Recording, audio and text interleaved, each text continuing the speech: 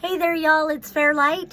Today is Thursday, September 12th. I'm really excited. Tomorrow is my palm reading class, Friday the 13th. Hopefully you see this before then. If not, then not to worry. But the reason I'm so excited for tomorrow is because I am doing a palm reading class, both live in person here in Asheville. I'll be in West Asheville at the Well. And also the class will be held over Zoom for those of you who aren't able to join us live.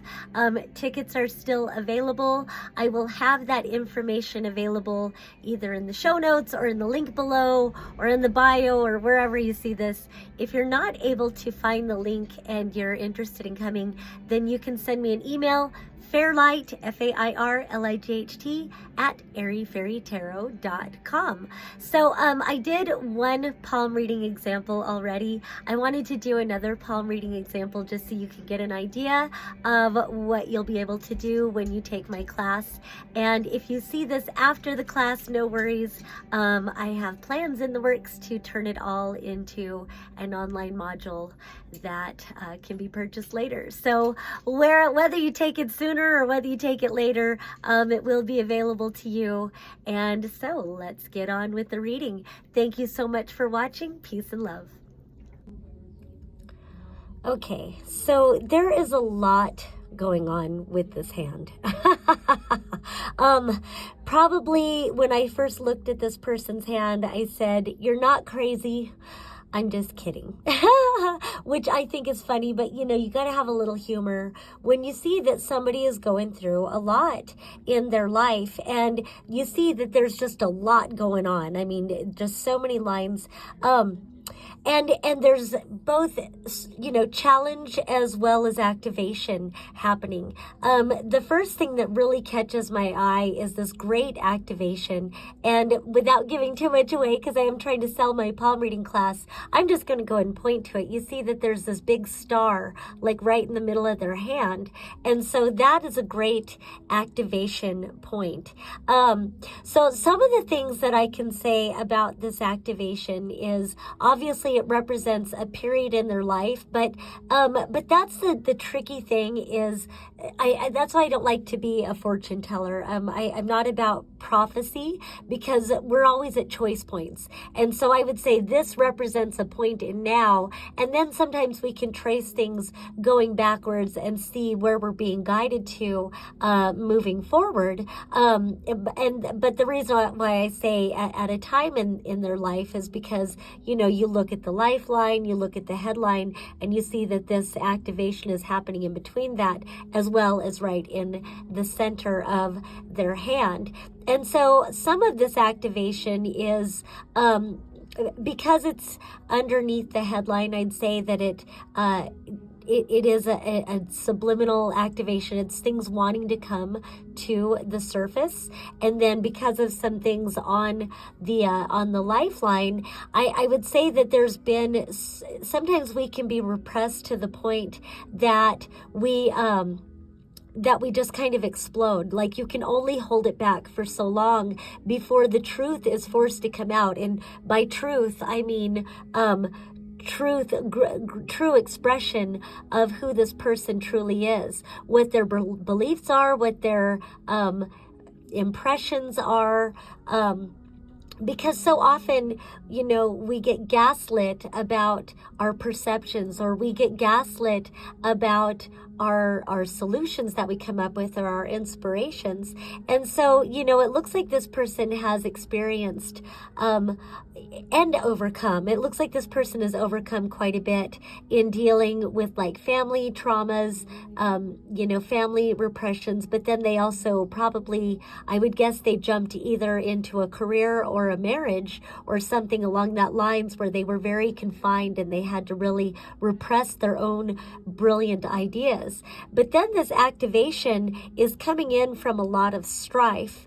And so, And boy, I want to jump all over the place. The hard thing is to stay linear and stay connected to the one thing I'm talking about. So, and you know what, with the palm reading, I do jump all over the place because sometimes their guides or whatever, I'll just feel drawn to talk about something else so that we can kind of weave the tapestry together. I do want to say that one thing instigating this activation is a call to action, some sort of an advocacy that where maybe they're perceiving like an injustice, or maybe outside influences. Again, it's a call to advocacy, but they're finally standing up for themselves.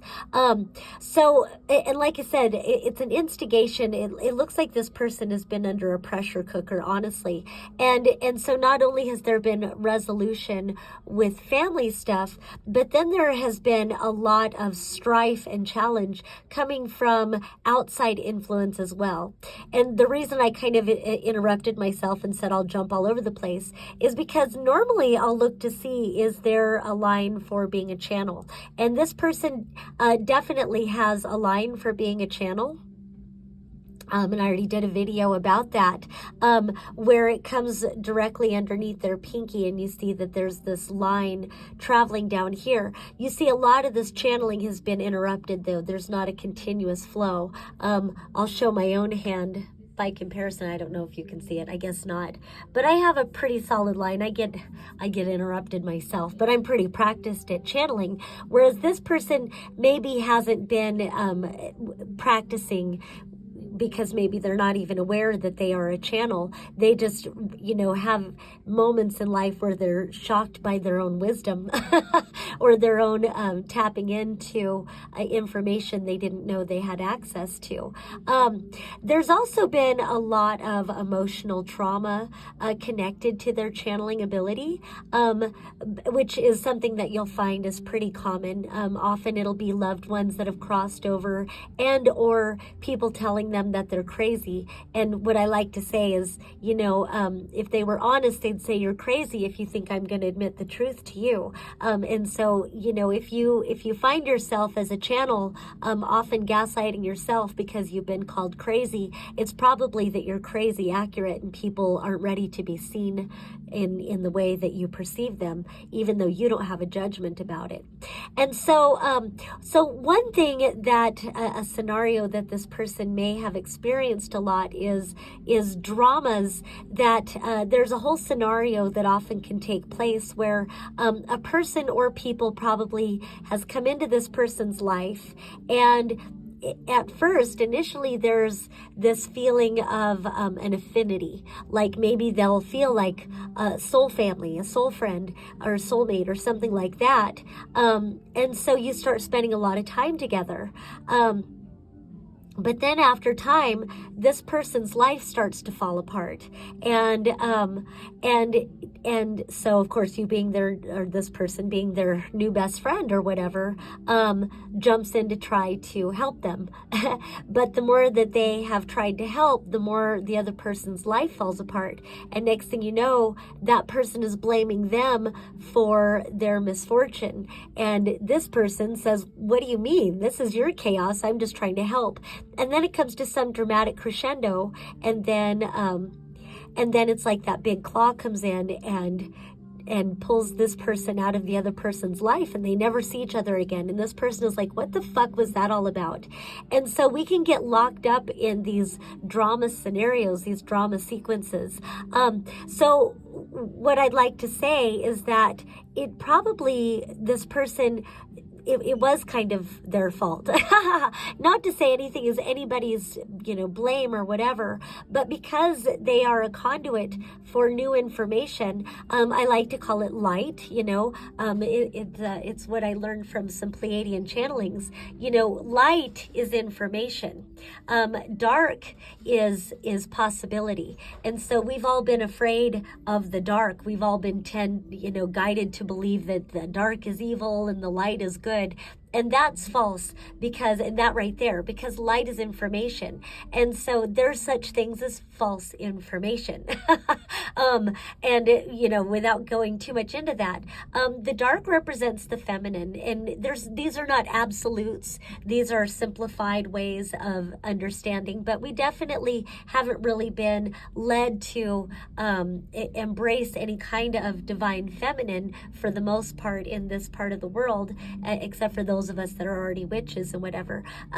And so dark is no information, but it's the realm of imagination. It's the realm of potentialities and possibilities. Light is information. So like if you come to a dark room, you come to the threshold of a dark room, it doesn't mean that the room is evil. It just means that you don't have any information.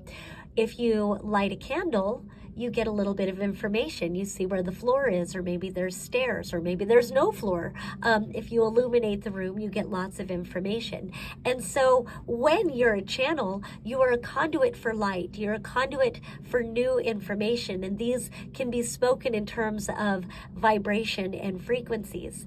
And so, again, there's a lot of activation points going on in here. And so probably with a lot of this strife, there's been a lot of activating in these people's energies. And so when the light is flowing through this person, it comes into this person's energy field, and it flows around, not exactly in the way that a hurricane moves, but that's a good way to think about energy moving in your own energy field. It swirls around you. And so when you're spending a lot of time with somebody else, your energy field is interacting with their energy field. And if you're conducting a lot of new information, new vibrational frequencies, then these new higher vibrational frequencies are going to stir up toxic patterns, traumas, all that kind of stuff that is in another person's energy field. And so often that will lead to chaos and things falling apart in that person's life. If we understood, oh, good, this is removing bullshit beliefs and bullshit toxins, and this is evolving me, we'd be so happy when people show up in our lives and everything falls to shit. Or, if we are conduits for this kind of energy, and probably we have been affected by people like this, as well as having affected others in this way. So it brings in a new understanding of what it is to be a conduit for light and information, and what it is to be on the receiving end for someone who is this conduit. And so somehow in all of this, this particular person has had such experiences that now it's activating them to speak their truth, because maybe they have affected people in so many ways that now they're advocating for themselves. Hey, this is your chaos. And yes, maybe I came in and stirred all this up, but this is for you to deal with. There's something about it, but I also want to say that this person probably is also attracting very nourishing people and situations into their life, as well as all of this illumination of where they've been blocked and where there's triggers. There's more I would like to look at. There's different traumas held in their heart line, as well as in their lifeline, that we could get deeper into. And with all of this energy being activated, again, the blocks are becoming more obvious, the illusions are becoming more obvious, and then the activation points. And so held within energies within energies, there could be pockets of activation where specific people are aligning to what this person is sharing, and reciprocating, activating understandings and concepts. Gosh, what else? I don't want to go on for too long because I don't know if it's boring just looking at somebody's hand and listening to me talk. But I'd also say there's a lot going on in the dream realm that this person is being activated to overcome blockages within their own self-discipline. This person probably has been very self-disciplined, and I'm guessing that probably life has been really blocking what they normally find as a comfort zone. So like, for example, being disciplined to following schedules and routines.